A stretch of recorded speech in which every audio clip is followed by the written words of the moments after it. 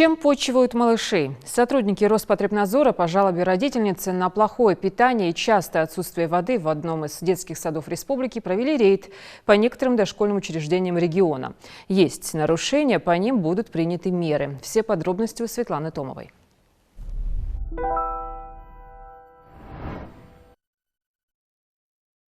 Анализ проводил ФБУС.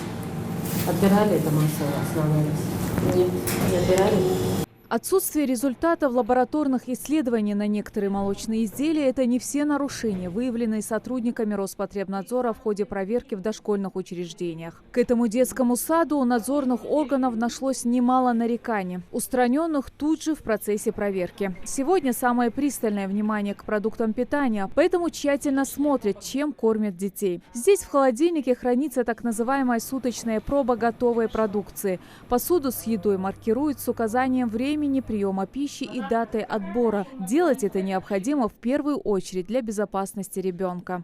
Суточная проба отбирается для того, чтобы при случае отравления пищевого в детском саду можно было отобрать эту пробу, посмотреть, соблюдалась ли технология приготовления блюд. И помимо этого, в ходе наших плановых проверок и внеплановых, если мы привлекаем ФБУС, Центр гигиены и эпидемиологии, они отбирают эти пробы на исследование точно так же. Для контроля соблюдения технологий приготовления блюд. Также в ходе проверки в кладовой сыпучих продуктов выявилось отсутствие даты выработки на некоторых закупленных товарах. Это является грубым нарушением. Ответственность в данном случае несет исключительно заведующая детским садом, на которой лежат обязанности контроля при приеме продуктов питания у поставщиков. В основном нарушения, которые были озвучены, по поводу маркировки, мы и ряд других нарушений, конечно, мы можем устранить и устраним, все исправим. Что же касается меню, то в нем нашлись продукты, запрещенные к потреблению детьми. Такие, как макароны по-флотски, блюдо, которое тяжело переваривает детский организм. Как оказалось, ужин также не соответствует нормам. Вареное яйцо, чай с лимоном на ужин. Так не пойдет. Вареное яйцо, оно рекомендуется на завтрак. Это как бы очень, как бы сказать, тяжелая пища для детей. Вот именно вареное яйцо, оно больше рекомендовано на завтрак, но не на ужин. И на ужин обязательно нужно сделать какую-нибудь кашу, блинчики.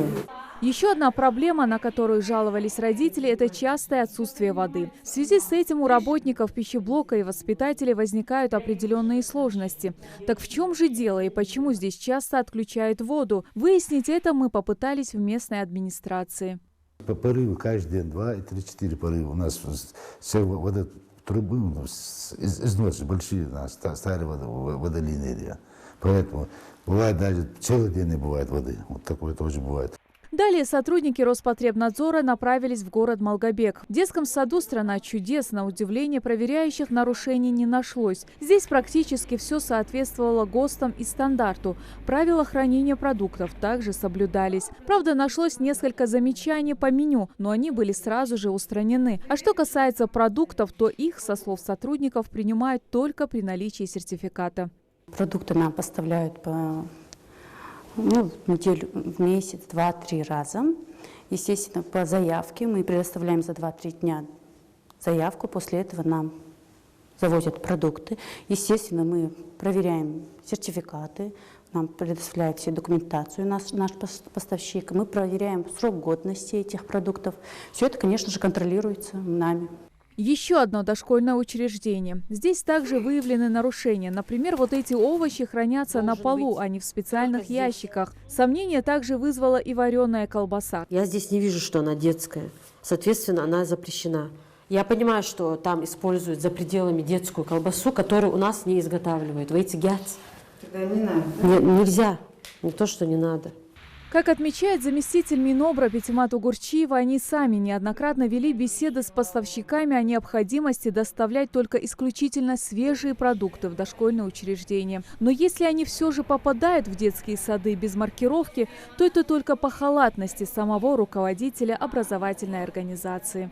Каждый детский сад должен выставлять заявку на конкурсную комиссию для определения поставщика.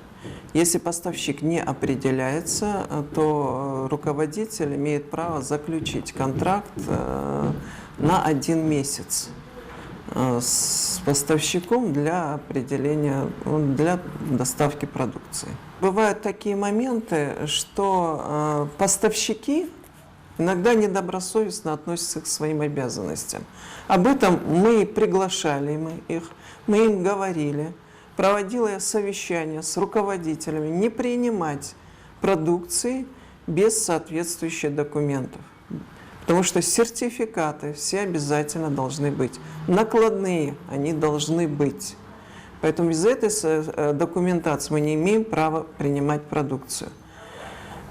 Конечно, если они приняли такую продукцию, виновен руководитель образовательной организации, мы будем принимать меры.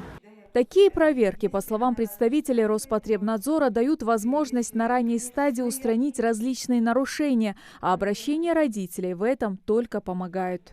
Были выявлены нарушения в части организации питания. Не было представлено перспективное меню, утвержденное руководителем учреждения.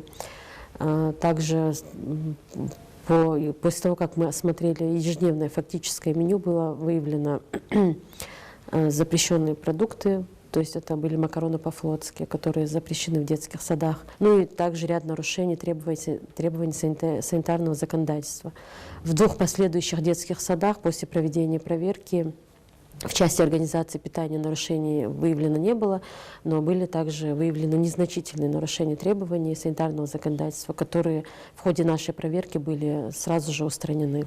По фактам выявленных нарушений будет составлен административный материал и выдано предписание об их устранении. Светлана Томова, Магомед Белакиев. Новости 24.